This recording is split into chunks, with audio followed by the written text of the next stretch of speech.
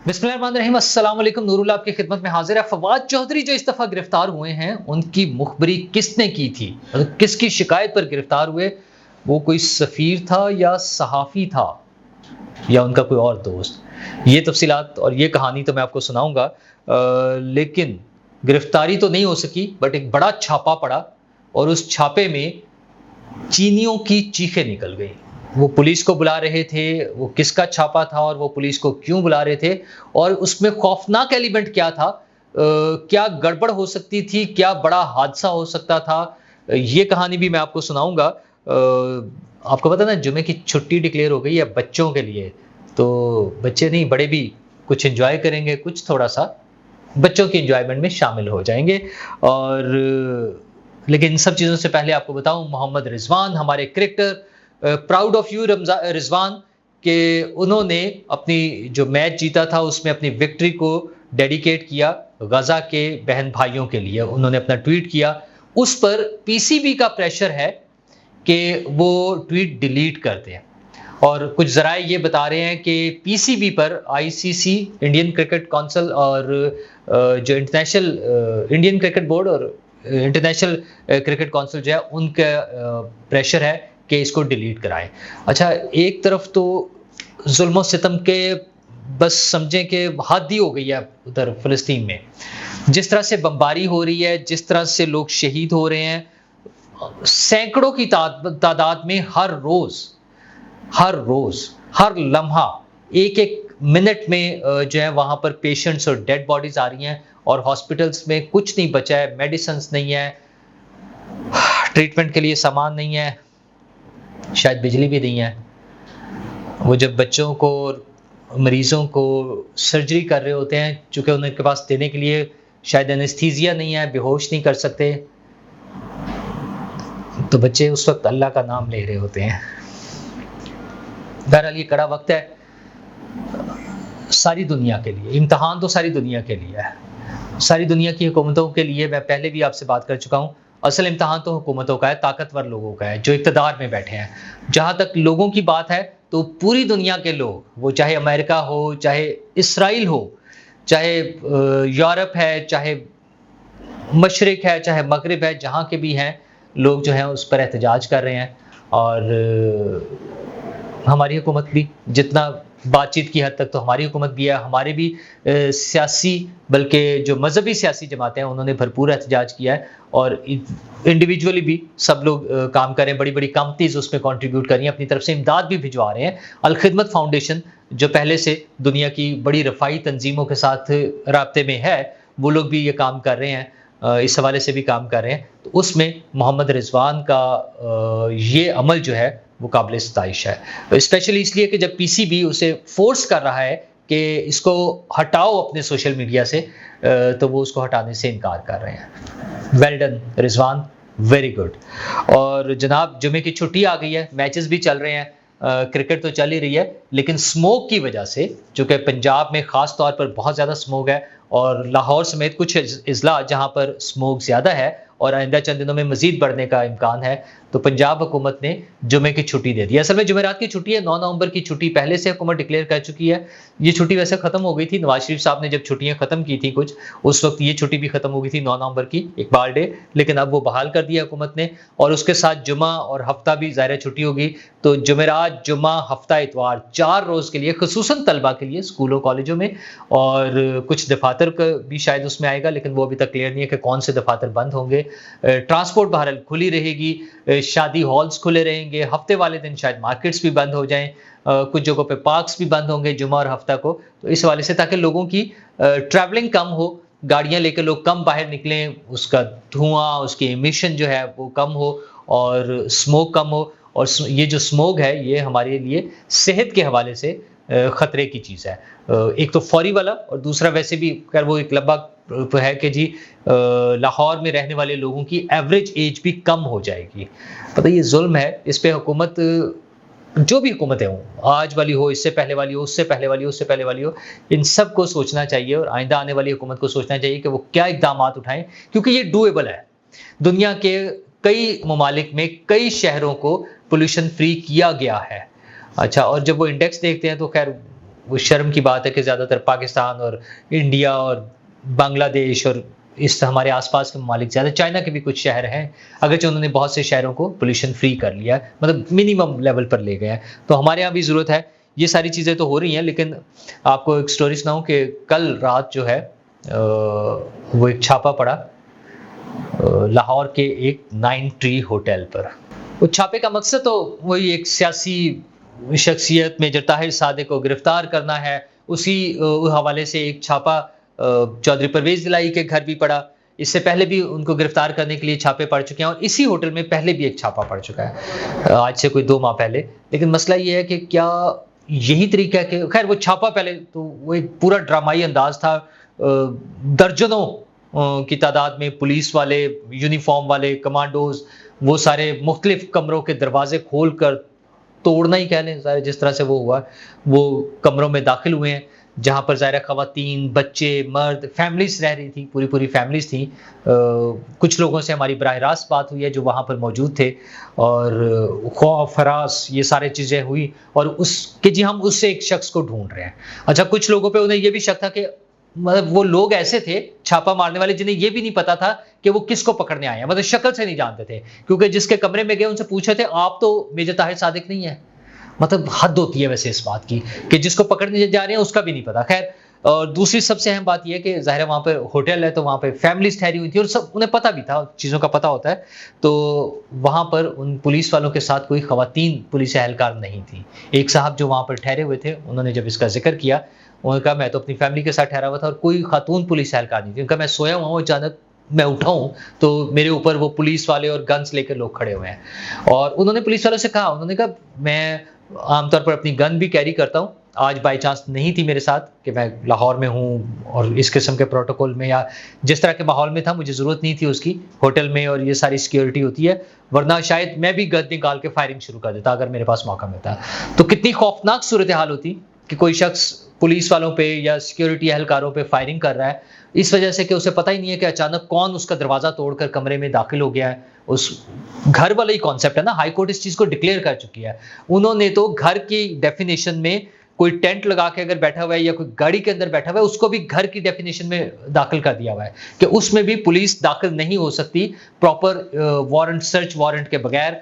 अच्छा, जबकि दूसरी तरफ होता ही है कि जब इमरान खान साहब के घर छापा पड़ना था तो तलाशी लेनी थी, तो आपको याद होगा उसके लिए TORs बन रहे थे कि कंडीशंस तय हो रही थी कि कितने लोग पुलिस वाले आएंगे, उनके साथ कितनी खवातीन होंगी, कितने मर्द होंगे, कितनी देर अंदर रुकेंगे, ये सारा कुछ डिस्कस हो रहा था।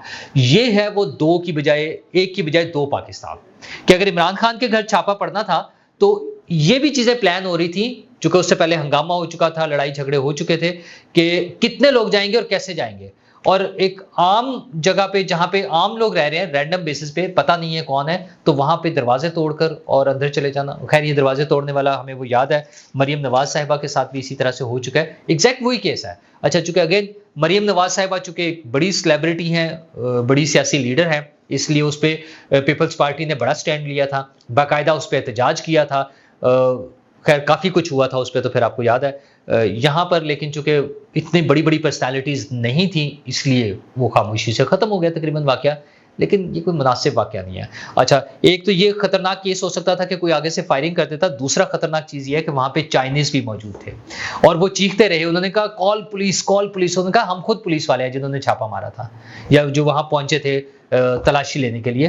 तो कितना बुरा इंप्रेशन है कि एक तरफ हम CPEC की बात कर रहे हैं, एक तरफ हम मुल्क में इन्वेस्टमेंट की बात कर रहे हैं, एक तरफ हमने SIFC बना दी है कि स्पेशल इन्वेस्टमेंट फैसिलिटेशन काउंसिल बन गया है कि दुनिया भर से लोग आए पाकिस्तान में इन्वेस्टमेंट करें, उनके लिए बेहतर सहूलतों के साथ सारा कुछ होगा।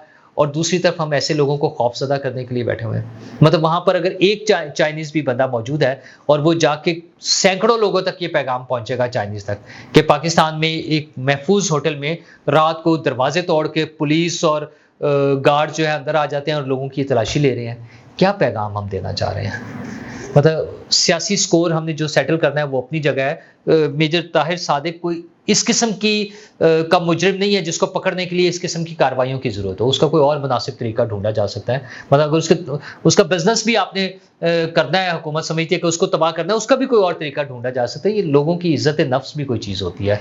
चार दीवारी का जो हम रोना रोते हैं वो सिर्फ़ नवाज़ शरीफ, शहबाज शरीफ, आसिफ ज़रदारी और इमरान खान और परवेज़ इलाही के लिए नहीं है, हर आदमी के लिए होना चाहिए। उसके हवाले से सोचना चाहिए। तो खैर कौन सोचेगा?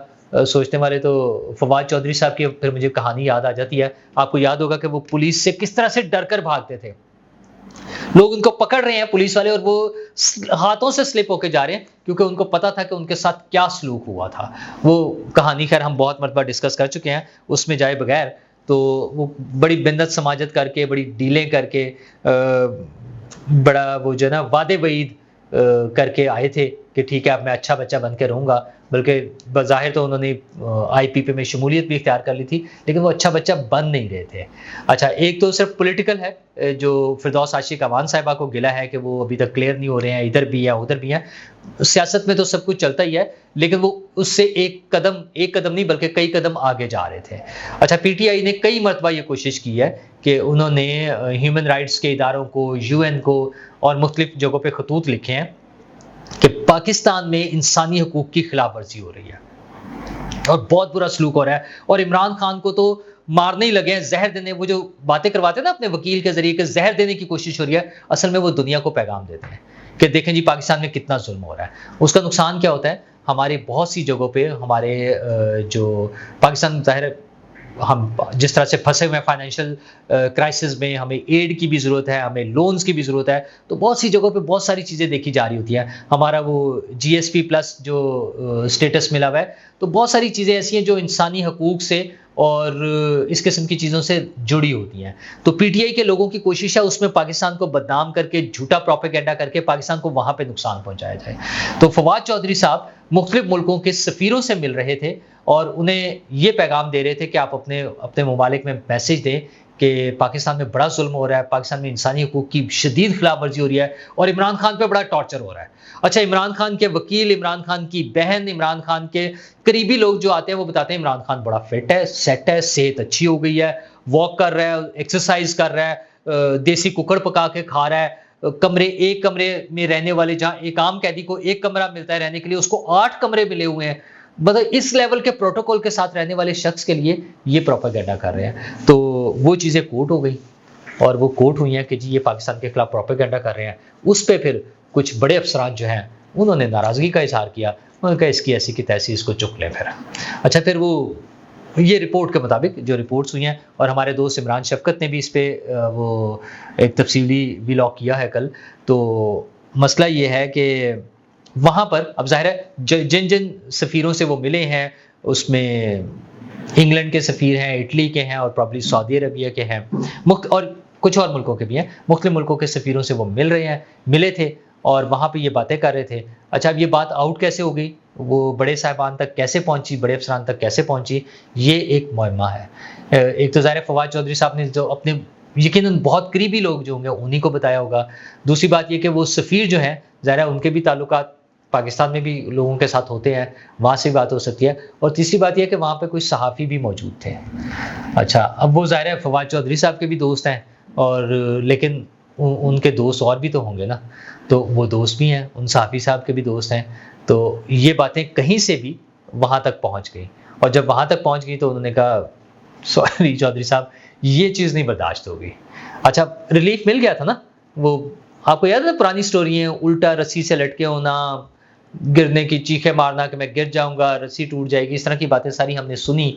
किस हद तक सच्चाई थी वो खुद किसी दिन चौधरी साहब को चाहिए कि बता दें, इन बातों को क्लियर कर दें कि ये सच है या झूठ है। ज़ाहिर है उसके बाद वो आ गए थे, उन्हें बड़ा मौका मिला है, मीडिया के सामने भी आ जाते हैं। तो उन्हें जब इतनी हिम्मत कर रहे हैं, जब सफ़ीरों से शिकायतें लगाते फिर रहे हैं, तो ये भी किसी दिन बता दें या कम से कम यही कह दें, तरदीद ही कर दें इनकी। तो अगर नहीं है और बड़ी तरले मिनतें करके और बड़ा रिक्वेस्टें करके आए हैं तो और कुछ ना से यार अब सियासत भी कर लें। चले पॉलिटिकल पार्टी भी आप कहें नहीं जी मैंने किसी और पार्टी में नहीं शामिल होना, अगरचे ये वही चौधरी साहब है और ये वही पार्टी, उसी पार्टी के जो खुद दूसरे लोगों पे जो कुछ करते रहे हैं, में पता है ना कि किस तरह से चल रहा था।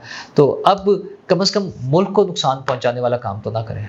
ये फिर वहीं पर खड़े हुए हैं 9 अप्रैल पे, जब इमरान खान साहब की छुट्टी हुई थी और वो अपनी डायरी पकड़ के बाहर निकले थे। वैसे तो निकलने को तैयार नहीं हो रहे थे उधर से, ईवान वज़ीर आज़म से, वज़ीर आज़म हाउस से, लेकिन ये कि फिर वो एम्बुलेंसें, फायर ब्रिगेड्स और प्रिजन वैन, इस तरह की बातें होती रहीं, फिर हेलीकॉप्टरों की बातें हुई, फिर चपेड़ों की बातें हुई, जो कि अगरचे गलत थी। मेरा ख्याल, मेरा अपना भी ज़ाती राय भी यही है और जो इतलात हैं वो यही है कि वो अफ़वाहें गलत थी चपेड़ों वाली। बाकी वो प्रिजन वैन और ये सारा कुछ तो पार्लियामेंट के सामने भी और उधर भी सारा सुनने में आता रहा। लेकिन मसला ये है कि फवाद चौधरी साहब और उनकी पार्टी ने बार-बार कोशिश की है कि किसी तरह पाकिस्तान के खिलाफ ऐसा प्रोपेगेंडा किया जाए जो हुकूमत पाकिस्तान, जो भी हुकूमत हो, और रियासत पाकिस्तान को नुकसान पहुंचे।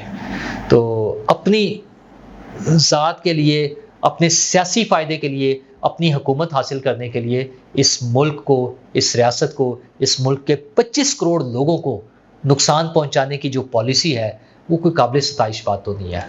उस पे तो फिर अगर चुके जाना और फैंटी लगना और फिर लटकाए जाना और मार पड़ना, फिर उस पे क्या करे बंदा? उस पे किस किस चीज़ से हम उसकी हिमायत करें? क्या हिमायत करें हम? अच्छा, फिर ऐसी चीज़ें भी हैं जो अदालतों में प्रूव करके क्या कैसे किया जा सकता है? वो किसी सफ़ीर को बुलाकर पूछें कि जनाब आपसे कोई सफ़ीर आकर ये बताएगा। तो ये खुद फवाद और चौधरी फवाद अकेले एक बंदे नहीं है। पीटीआई के बहुत से लोगों की जब सोच ही ये है कि वो कहते हैं, खुद इमरान खान ने कहा जब वो बात हो रही थी, वो कहते देखे जब मुझे पकड़ा गया तो फिर वो क्या करते हैं, फिर उन्होंने जाके अटैक ही करना था ना। तो जब इस सोच के साथ चलते हैं, सियासी लीडर्स के लिए गिरफ्तार हो जाना, सजाएं मिलना, ये बड़ी रूटीन की चीज़ है और ये ठीक होनी चाहिए। ये कोई अच्छी चीज़ नहीं है। रूटीन की चीज़ अगर मैं कह रहा हूं तो मैं इसकी हिमायत नहीं कर रहा कि ये ठीक है, ये बिल्कुल गलत है। लेकिन इसको ठीक करने का काम सिर्फ कौन कर सकता है? सियासी जमातें। जब वो हुकूमत में आती हैं, 3.5 साल हुकूमत में रहे ना, बताएं कि इन्होंने इस गलत निज़ाम को ठीक करने के लिए कौन सा स्टेप लिया, कौन सी कानून साजी की। वो जो DGISI के जरिए बंदे बुलवा कर और कानून साजी करते थे, वोट दिलवाते थे, एतमाद का वोट लेते थे, अदम एतमाद को नाकाम करने की कोशिश कर रहे थे, वो जब सारा कुछ कर रहे थे, कोई एक कानून साजी ऐसी, कोई एक आइन साजी ऐसी, कानून साजी ऐसी, जिसके जरिए वो ये कहें कि हमने बुनियादी इंसानी हकूक और लोगों का तहफ़्फ़ुज़ और सियासत, चलो बाकी लोगों का ना सही, सियासतदानों की तहफ़्फ़ुज़ का कर देते यार, पार्लियामेंटेरियंस की तहफ़्फ़ुज़ का कर देते। किसने सोचा था? वो एक जो है MNA, वो कई साल असेंबली में नहीं आ सकता था। तो हजूर, अब आपकी बारी आई है तो बर्दाश्त करें, मुल्क को नुकसान पहुंचाने की कोशिश ना करें। हाँ, सोचें, दोबारा आने का सोचें, कोई इतनी बड़ी बात नहीं है। ये एक दफ़ा आउट हो जाना, या क्यों भूल जाते हैं बेनज़ीर साहिबा के साथ और नवाज शरीफ साहब के साथ और आसिफ ज़रदारी साहब के साथ क्या क्या कुछ नहीं हुआ है। आसिफ ज़रदारी साहब 11 साल जेल में रहे हैं और उसके बाद वो जब बड़ा मौका आया बेनज़ीर की शहादत का, तो पाकिस्तान खप्पे का नारा लगाया उन्होंने। नवाज शरीफ साहब को 2 मरतबा उठा के बाहर फेंका गया है, 3 दफ़ा निकाला गया उससे, इक़्तिदार से। पाकिस्तान के खिलाफ नहीं बात करते, पाकिस्तान को नुकसान पहुंचाने की बात ना करें। आप अफराद के खिलाफ भी कर लें, वो भी ठीक है। बाजवा साहब को कुछ कह लें, बाजवा साहब की भी स्टोरी अगली उसमें आपको सुनाऊंगा कि क्या हो रहा है। लेकिन ये जो चीज़ है ना, मुल्क को नुकसान पहुंचाने वाला, उससे बाज आए। इस दफ़ा ना से अगली दफ़ा बारी आ जाएगी, फिर मौका मिलेगा। अभी पार्टियां भी बदली जा सकती हैं, सारा कुछ है। पाकिस्तान का ख्याल करें, पाकिस्तान के लोगों का ख्याल करें। शुक्रिया।